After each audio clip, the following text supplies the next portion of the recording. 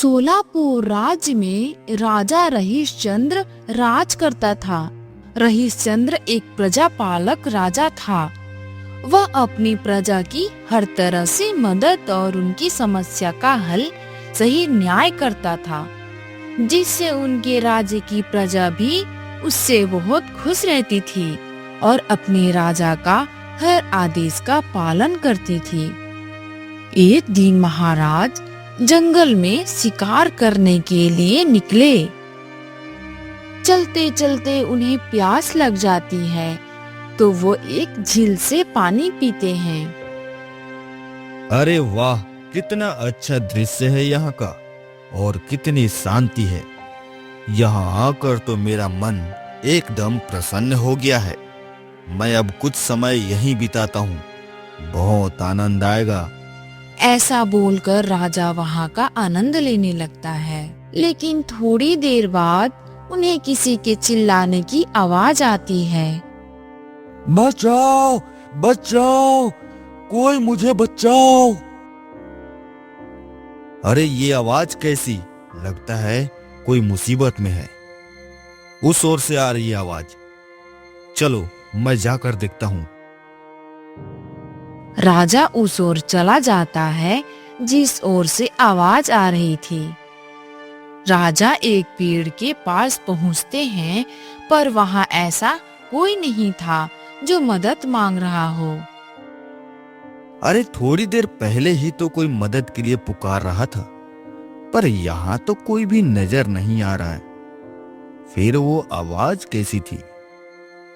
अरे यहाँ कोई है क्या? राजा आवाज लगा ही रहा था, तभी उनकी नजर पेड़ के नीचे तपस्या कर रहे साधु पर पड़ी। राजा की आवाज सुनकर साधु का तपस्या से ध्यान भंग हो जाता है और उन्होंने आंखें खोली तो राजा को सामने देखकर वो क्रोधित होकर राजा से बोलते हैं। अरे मूर्ख राजा, वो आवाज उस चुड़ैल की थी जिसे मैं अपने वश में कर रहा था। मेरी तपस्या पूरी होने ही वाली थी, लेकिन तूने आकर मेरी तपस्या भंग कर दी है। मैं तुझे श्राप देता हूँ कि तू अभी के अभी राजा से एक भिखारी बन जाएगा।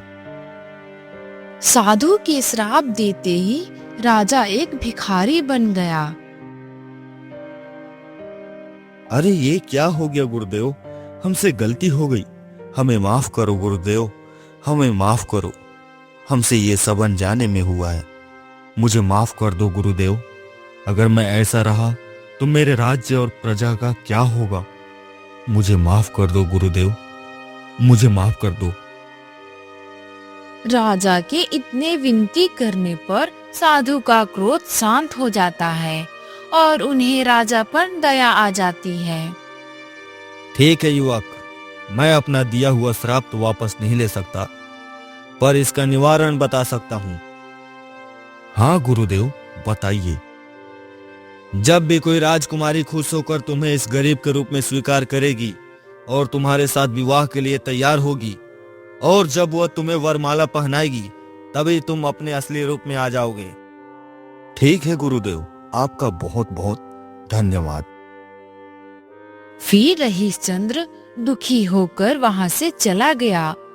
उसे कुछ समझ ही नहीं आ रहा था कि अब वो कहाँ जाए और क्या करे। हे दाता, हमसे अनजाने में ये कैसी भूल हो गई। पता नहीं मैंने क्या बुरे कर्म किए थे तो मुझे ये सजा मिल रही है। मुझ गरीब से तो कोई बात करना भी पसंद नहीं करेगा, तो कोई राजकुमारी हमसे कैसे विवाह कर लेगी? हे प्रभु, मैं क्या करूं अब?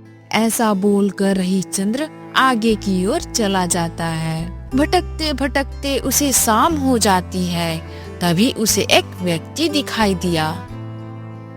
अरे इस जंगल में ये अकेले क्या कर रहे हैं? चलो जाकर पूछता हूँ।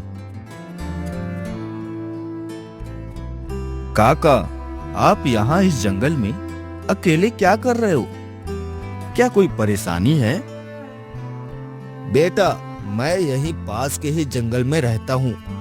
मैं प्रतिदिन यहाँ से कुछ फल तोड़कर गांव में बेचकर अपना गुजारा करता हूँ। पर आज फल तोड़ते समय मेरे हाथ में मोच आ गई है, इसलिए मैं ये फल उठा नहीं पा रहा हूँ। क्या आप इस जंगल में रहते हो? आपके घर में आपके बच्चे नहीं है क्या? मेरा एक बेटा और बहू है जो शहर में रहते हैं, लेकिन वो मुझे अपने साथ नहीं रखना चाहते। तभी तो मैं यहाँ अकेला रहता हूँ, और अब तो मैं बूढ़ा हो चुका हूँ, तो मेरे से कुछ काम भी नहीं होता है। हे भगवान, आजकल के लोगों को पता नहीं क्या हो गया है कि वो लोग अपने माता पिता को ही साथ नहीं रखना चाहते हैं, जिन्होंने उन्हें जन्म दिया है। काका, अब आप चिंता ना करें, अब मैं आपका सहारा बनूंगा। मैं कुछ काम कर लूंगा जिससे हम दोनों अपना जीवन व्यतीत करेंगे। आप तो बस घर पे आराम करना, अभी मैं आपकी टोकरी लेके चलता हूँ। लगता है भगवान ने मेरी पीड़ा देखकर तुम्हें मेरे पास भेजा है। चलो बेटा, अब घर चलते हैं। वे दोनों फिर घर के लिए निकल जाते हैं।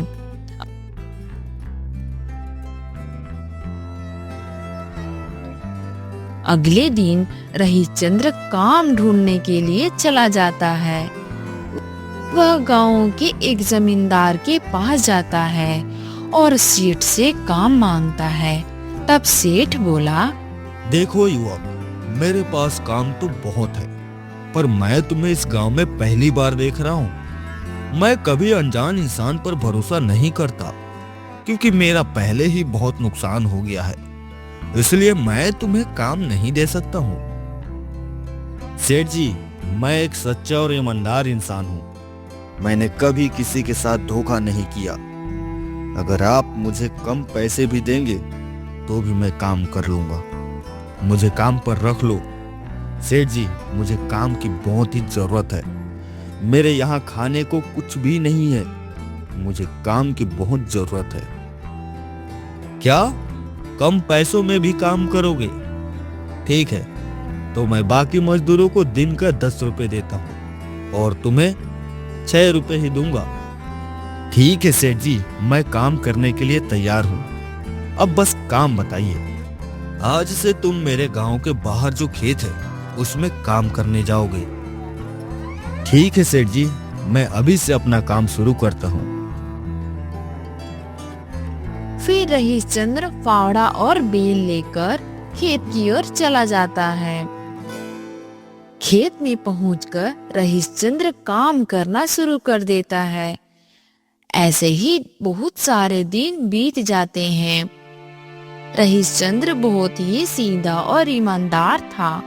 वह काम में बिल्कुल भी कामचोरी नहीं करता था और पूरी लगन से काम करता था। सेठ जी उसका काम देखकर बहुत ही खुश होते हैं, तो उनकी पगार भी बढ़ा देते हैं।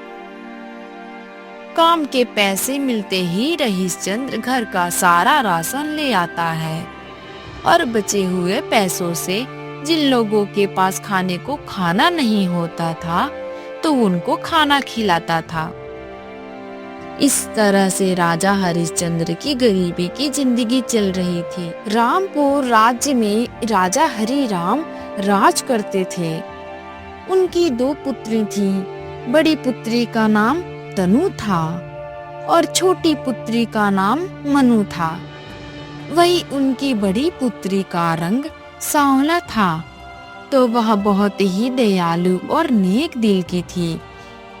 तो छोटी पुत्री का रंग मानो जैसे कोई परी आसमान से धरती पर आ गई हो, जिससे उन्हें अपनी सुंदरता पर बड़ा घमंड था। महाराज, आजकल आप खुश नहीं दिख रहे हैं। क्या बात है महाराज? कोई चिंता की बात है क्या? मंत्री जी, आपको तो पता ही है, हमारी दोनों पुत्री विवाह योग्य हो चुकी हैं, पर जो भी वर हमारी बड़ी पुत्री तनु के लिए आता है, वो हमारी छोटी पुत्री मनु को पसंद कर लेता है। मंत्री जी, हमें इस बात की बड़ी चिंता होती है कि हमारी बड़ी पुत्री को कौन पसंद करेगा। अरे मेरी गुलाब जामुन सी दिखने वाली दीदी जी, कब शादी करोगी तुम? तुम्हें जो भी देखने आता है मुझे पसंद कर लेता है। अब तुम्हारे चक्कर में मेरी भी शादी नहीं हो पा रही है। अब मुझे भी तो अपने पति देव के घर जाना है ना। मनु, मैं तो शादी करने के लिए तैयार हूँ। अब जो मुझे देखने के लिए आता है वो तुम्हें पसंद कर लेता है, तो उसमें मेरी क्या गलती है? अरे मेरी कल्लो दीदी, उसके लिए मेरे जैसा सुंदर शरीर भी होना चाहिए। तुम जैसी काली कलोटी को तो कोई भिखारी भी पसंद नहीं करेगा।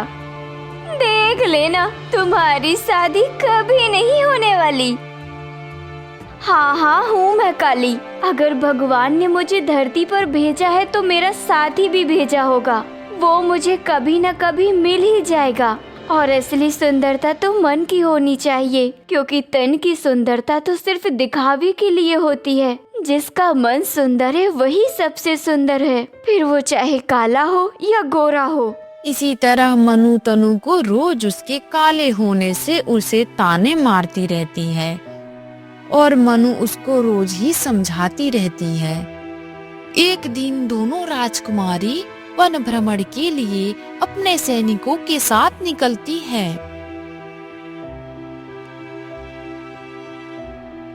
जंगल में वे बहुत ही अंदर तक चले जाते हैं। तभी उन्हें एक व्यक्ति बुरी हालत में रास्ते पर पड़ा हुआ दिखा। पानी, पानी, पानी। तभी तनु सैनिकों से बोलती है, अरे रथ रोको, लगता है उस युवक को हमारी मदद की जरूरत है। तभी मनु बोलती है, नहीं, हम तो राजकुमारियां हैं, हम किसी गरीब भिखारी की मदद क्यों करेंगे? वैसे भी देखो तो बाहर कितनी तेज धूप है। अगर मैं ऐसी धूप में रथ से बाहर निकली तो मैं काली हो जाऊंगी। ना बाबा ना, मैं नहीं जाने वाली। राजकुमारियां भी तो इंसान ही होती है ना, और जिसको मदद की जरूरत है वो भी तो एक इंसान ही है ना। अगर इंसान की मदद नहीं करेगा तो कौन करेगा? और इंसानियत के नाते हमारा ये फर्ज है कि बुरे वक्त में किसी जरूरतमंद की मदद करें। और ऐसी सुंदरता भला किस काम की जो जरूरत में किसी मुसीबत के काम ना आ सके। और अगर तुम्हें मेरे साथ नहीं आना तो मत आओ, मैं तो जा रही हूँ। सैनिकों, चलो मेरे साथ उस युवक के पास। फिर तनु सैनिकों के साथ उस युवक के पास जाती है और वह युवक कोई और नहीं, रहीशचंद्र ही था। अरे ये तो पानी मांग रहे हैं। सैनिकों, जाओ रथ में से पानी लाओ, तब तक मैं इन्हें उठाकर पेड़ के नीचे बिठाती हूँ। फिर सैनिक पानी लेने गया और तनु ने उसको पेड़ की छांव में बिठाया। फिर सैनिक पानी लेके आया तो तनु ने अपने हाथों से रहीशचंद्र को पानी पिलाया। पानी पीने के बाद रहीशचंद्र ठीक हो जाता है। हे देवी, आज आपने मेरी जान बचा ली। अगर आप मुझे पानी नहीं पिलाती तो आज मैं मर ही जाता। आपका ये एहसान मैं कभी नहीं चुका पाऊंगा। आपका बहुत बहुत धन्यवाद। अरे युवक, मैंने कोई उपकार नहीं किया है। इस राज्य की राजकुमारी होने के नाते प्रजा की सेवा और मुसीबत में उनकी मदद करना यही मेरा फर्ज है और यही मैंने किया। प्रणाम राजकुमारी जी। सेवा भाव तो मन में ही होना चाहिए, उससे फर्क नहीं पड़ता। आप राजघराने से हो या कोई सामान्य व्यक्ति हो, आप बहुत ही अच्छी और नेक दिल इंसान हो। मैं आपका परिचय जानना चाहता हूँ। मैं रामपुर राज्य के राजा हरि राम की बड़ी पुत्री राजकुमारी तनु हूँ। अच्छा, महाराज हरिराम, वो तो बहुत ही प्रजापालक और दयालु राजा हैं। मैंने उनके बारे में बहुत सुना है। आप और उनकी पुत्री ने मेरी मदद की, ये तो मेरा सौभाग्य है। हाँ, अब मुझे बताओ कि तुम कौन हो और यहाँ कैसे गिर गए थे? मेरा नाम रहीशचंद्र है। मैं पास के ही गांव में रहता हूँ और जमींदार के यहाँ काम करता हूँ। खेत में काम पूरा करके मैं घर की ओर जा रहा था, तभी धूप से मेरा सर चकराया और मैं गिर गया। अच्छा, तो ये बात है। तो फिर आप ज्यादा धूप में मत काम किया करो और पानी लेकर चला करो।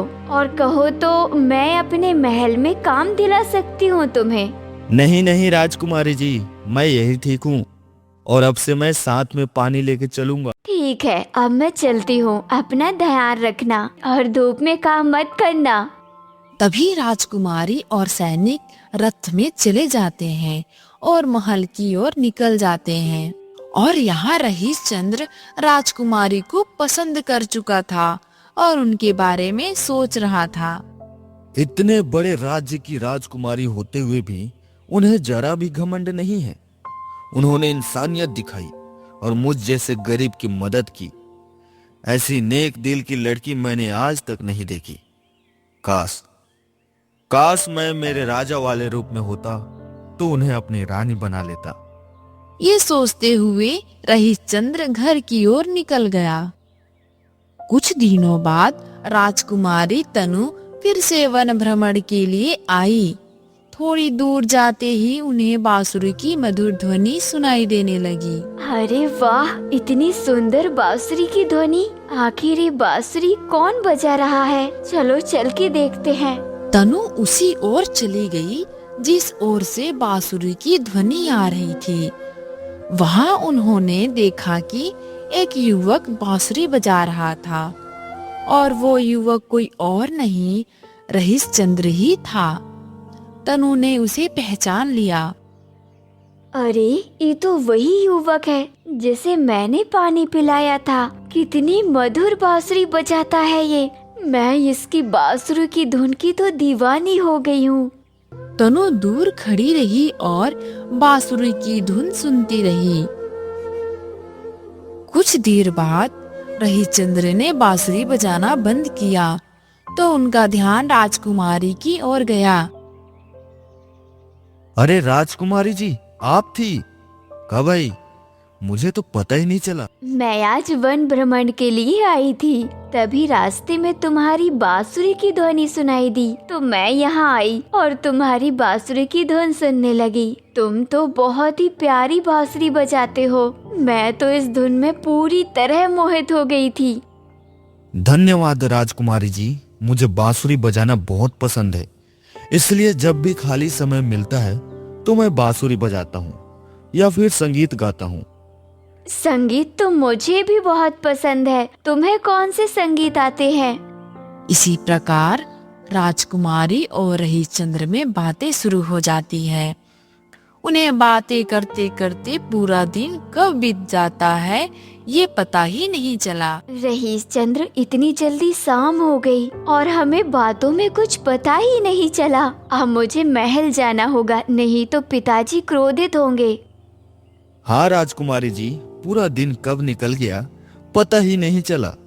मुझे तो आपके साथ और भी बातें करनी है। बातें तो मुझे भी करनी है पर जाना भी जरूरी है। मैं कल फिर तुमसे मिलने आऊंगी। फिर राजकुमारी महल के लिए निकल गई। रहीश चंद्र, मुझे लगता है मुझे तुमसे प्रेम हो गया है। क्या तुम्हें भी मुझसे प्रेम हुआ है? क्या तुम मेरे साथ शादी करोगे? तनु, जब हम पहली बार मिले थे, जब तुमने मुझे पानी पिलाया था, मुझे तो तभी तुमसे प्रेम हो गया था। पर तुम एक राजकुमारी हो, मैं एक गरीब इंसान। हम दोनों प्रेम नहीं कर सकते, ये सोचकर मैंने तुम्हें भूल जाना ही ठीक समझा। इंसान अमीर या गरीब, धन दौलत होने या ना होने से नहीं होता। इंसान में इंसानियत होनी चाहिए, वह मन का साफ होना चाहिए। तुम्हारे साथ इतना वक्त गुजारकर मैं तुम्हें पूरी तरह समझ गई हूँ। तुम एक सच्चे और नेक दिल इंसान हो। और सबसे बड़ी बात, इस घने जंगल में इतने दिन मैं तुम्हारे साथ अकेली रही हूँ, फिर भी तुमने मुझे छुआ तक नहीं है। ये बातें बताती हैं कि तुम कितने संस्कारी और नेक दिल इंसान हो। मैं तुम्हारे साथ एक झोपड़ी में रहकर पूरी जिंदगी खुशी खुशी बिताने के लिए तैयार हूँ। राजकुमारी की ये बात सुनकर रहीश चंद्र बहुत खुश हुआ। तनु, लगता है भगवान ने मेरे मन की बात सुन ली। मैं तुम्हारे साथ विवाह करने के लिए तैयार हूँ। ठीक है, चलो फिर मेरे साथ राजमहल। मैं अपने पिताजी से बात करती हूँ, वो जरूर ही हमारे विवाह के लिए हाँ कर देंगे। फिर तनु और रहीश चंद्र महल के लिए निकल जाते हैं। तनु महाराज हरिराम के पास जाती हैं और उन्हें रहीचंद्र के बारे में सब बताती है। महाराज हरिराम बहुत ही खुश होते हैं और शादी के लिए हाँ कर देते हैं और शादी की तैयारी शुरू कर देते हैं। और तनु रहीचंद्र को वरमाला पहनाती है। वरमाला गले में जाते ही रहीचंद्र राजा के रूप में आ जाता है। यह देखकर वहाँ सब लोग हैरान हो जाते हैं। अरे आप कौन हो और मेरे पति रहीचंद्र कहाँ गए? शांत हो जाओ तनु, शांत हो जाओ। मैं रहीशचंद्र ही हूँ। फिर रहीचंद्र सबको अपनी पूरी कहानी बताता है। कहानी सुनकर सभी का भय दूर हो जाता है। तनु की इतने बड़े राजा के साथ शादी हुई, ये देखकर मनु बहुत जलती है, पर अंत में जीत तो इंसानियत की ही होती है। जिस इंसान में इंसानियत है वह इंसान संघर्ष जरूर करता है, पर अंत में उसे विजय जरूर मिलती है।